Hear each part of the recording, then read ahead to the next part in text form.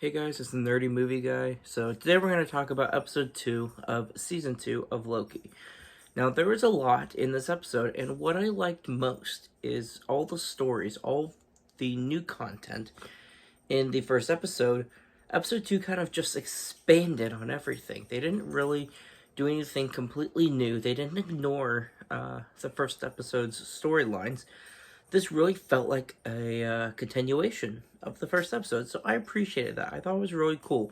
A lot of shows kind of have a bunch of fillers in the middle episodes of the season, or those kind of go off track from the premiere, and then what you see in the premiere comes back in the finale, but this wasn't the case for Loki, so I'm really excited for this series and this season.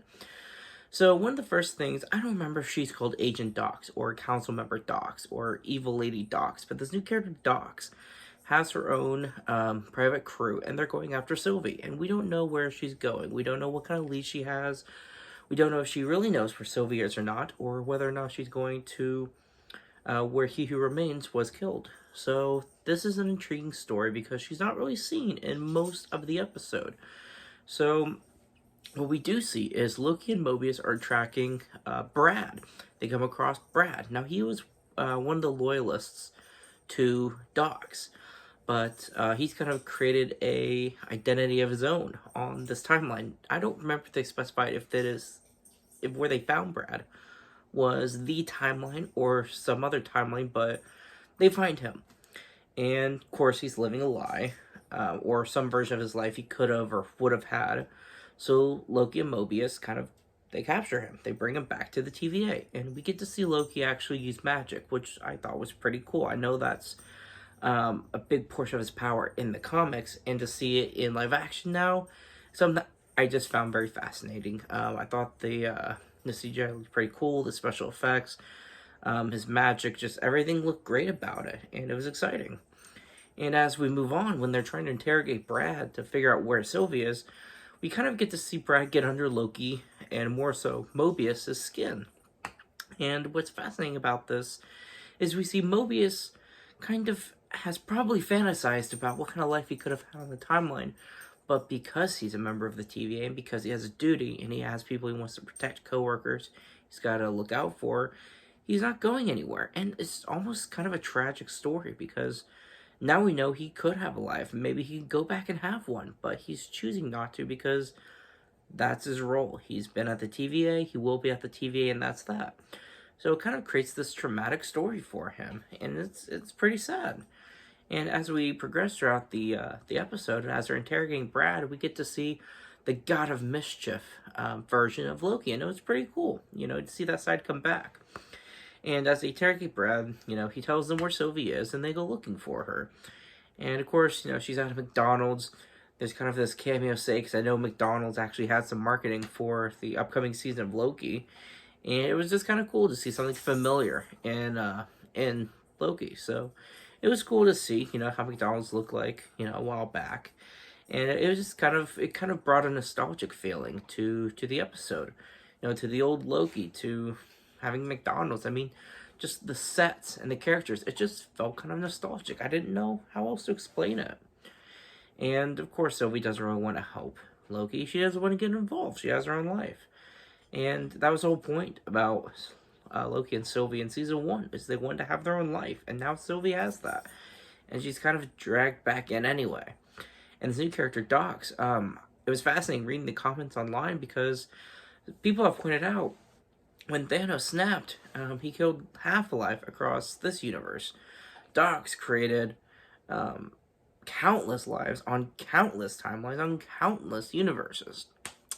So a lot of fans have pointed out her kill count is much higher than Thanos, which is kind of crazy for being such a smaller known character, even for the show. She's just kind of barely in it, and now she's one of the biggest murderers the MCU has ever had. So it was kind of crazy, and the pacing just kind of kept moving where you didn't really have time to think about that, because immediately after they take Docs in, Mobius and Loki and Sylvie temporarily go back to TVA, and they kind of see all these timelines just dying, from Docs and her crew. And my interpretation is to see a character like this, who thinks they're doing the right thing, destroying all these timelines, I think it's kind of setting up when Kang is intentionally destroying even more timelines. So I hope this is a build up to Kang the Conqueror. I hope we get a version unlike the one we saw in Quantum Mania. I hope we get a Kang that can really, hold his name, who can actually kill some Avengers and do some work, something we can actually see.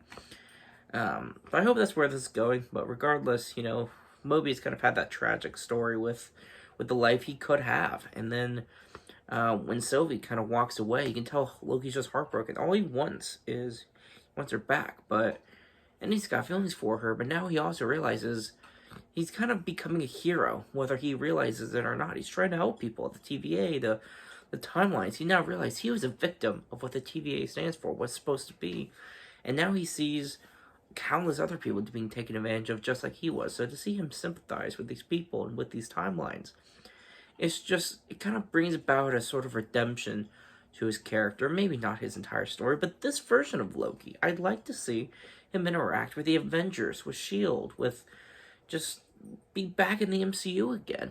This version of Loki, when we started last season, I don't know, it was kind of hard to get invested with the Loki that was just a variant. And I think the way they handled the story was in a personable way where he kind of became the variant. This Loki came straight from New York and just got to see all the damage he was going to do later on, the heartbreak he would have with his mother dying. And you kind of got a whole redemption all in the first episode last season. So to see this season come around, to see him still be that hero, to see him not, just become rageful after everything's happened, it's really cool. And he's become one of my favorites. He was before as a villain, and now he's becoming one of my favorite heroes. And it's so cool to see, because not every franchise, not every movie, not every TV show gets to handle this kind of a redemption with this much depth and context to a character like this. But that's what we've got with Loki. So I'm excited to see this episode or the season move forward with his character. And we got, kind of a team this time. Last season, it was pretty much Loki and Mobius or Loki and Sylvie. Now we have Loki, we have Mobius, we have Hunter B-15, we have Obi, we have Casey. Loki's kind of got a team, and I hope we can keep that, that vibe with that team and kind of just build off of multiple characters at once. I think it's helping the season, having more than one character get some real development, and I hope it continues. So I'm excited to see what the rest of the season has. And thanks again, guys, for watching.